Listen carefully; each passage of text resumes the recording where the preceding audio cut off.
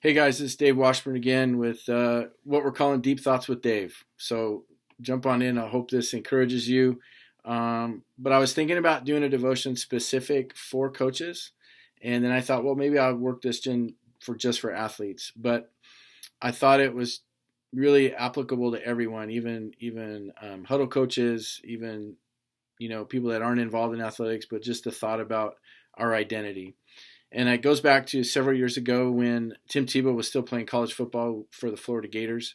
And I believe it was his last bowl game, if I'm not mistaken. But he had eye black, and he always used to put a Bible verse in his eye black, and people would talk about it all the time.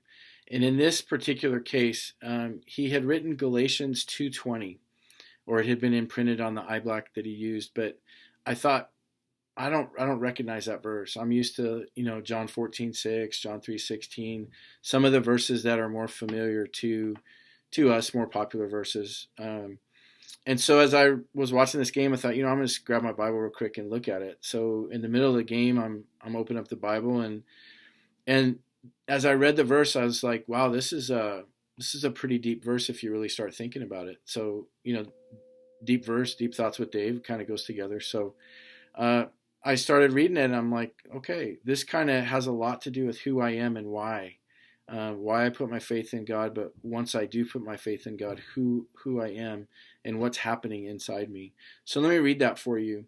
Galatians 2:20. I have been crucified with Christ. It is no longer I who live, but Christ who lives in me. And the life I now live in the flesh, I live by faith in the Son of God who loved me and gave himself for me.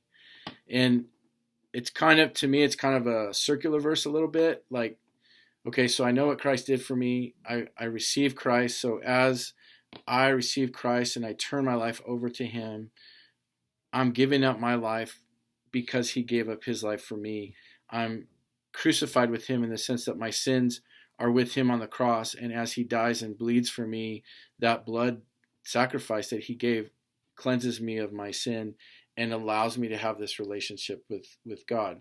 So as all of this is going on, and everything involved in this verse means that because I give my life to Christ, because I have faith in what he did for me on the cross, he now dwells inside me. And so now I have this great, man, you ever thought about that?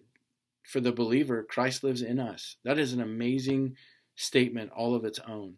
But then as you reflect back at all the things that Christ has done for you, not just what he did for you on the cross, but other things, and you realize that he indwells in you and he's part of you, this is why I give myself to him, and this is why it's just this relationship. I look at what he did for me on the cross, I received it, and I see everything ongoing, and I'm like, wow, I no longer live anymore. It is Christ who lives in me, and I'm doing this because of everything he did for me.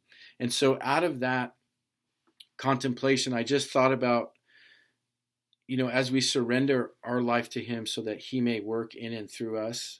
Then this other passage came to mind in Galatians 3, and it's from verse 26. And it says, for in Christ Jesus, you are all sons of God through faith. And so I look at adding on to the verse that I just read in Galatians 2:20, that because of what he did, I have faith in him and I've surrendered my life to him and he indwells in me, which is amazing. And now I have this desire to serve him with my life. And because of all of that, now Galatians later in verse 26 says that because of my faith in Christ, I am now called a son of God. Let that sink in. I am a child of God. He calls me son. I am part of his family. I have been grafted in because of my faith in Christ and my acceptance for what he did for me. And this whole surrendership of my life, my will, in transaction for what he has for me, and knowing that now he is declaring me his child. God is now declaring us his children when we do this. So we are now sons and daughters of God, the King of Kings, the Lord of Lords. It is an amazing thought just to think through this. And then with all that being said, I want to share this other passage that is one of my friend's favorite passages, John 15:5. And if you're around my friend Mark, you'll hear this all the time, but it's really sunk into me. So I want you to think about this faith you have in Christ, that he is now part of us and he is working in and through us, and that we are serving him because of those things that he is doing and the things that he has done. And because of our faith, we are now considered sons and daughters of God, and he calls us that. And we are part of that family. So now later in John 15:5, Jesus is speaking and he says, I am the vine, you are the branches. Whoever abides in me and I in him, he it is that bears much fruit. For apart from me, you can do nothing. So Jesus is explaining that he is the vine. He is this source of growth, this source of strength, this source of nutrients. He's the vine.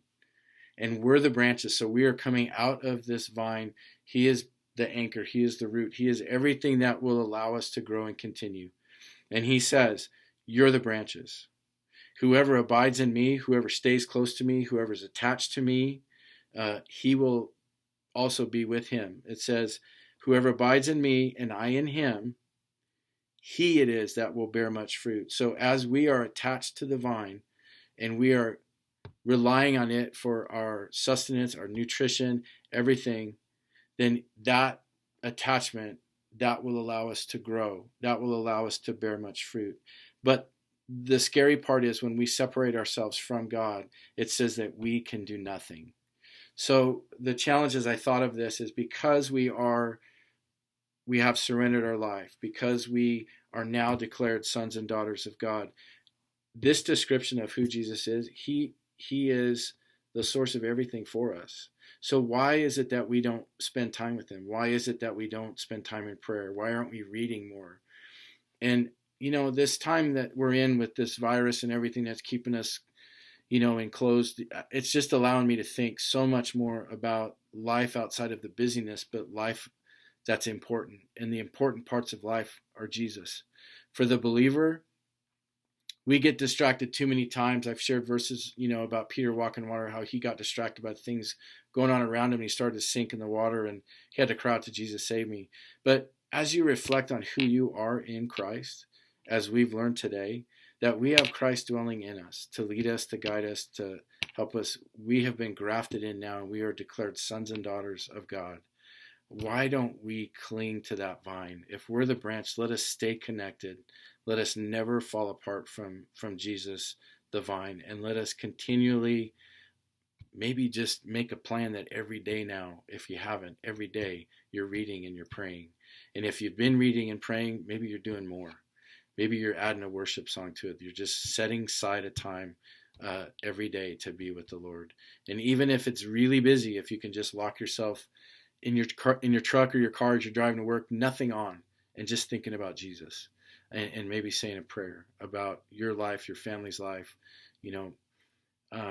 Guys, we have so much to be thankful for during this mess that's going on around us.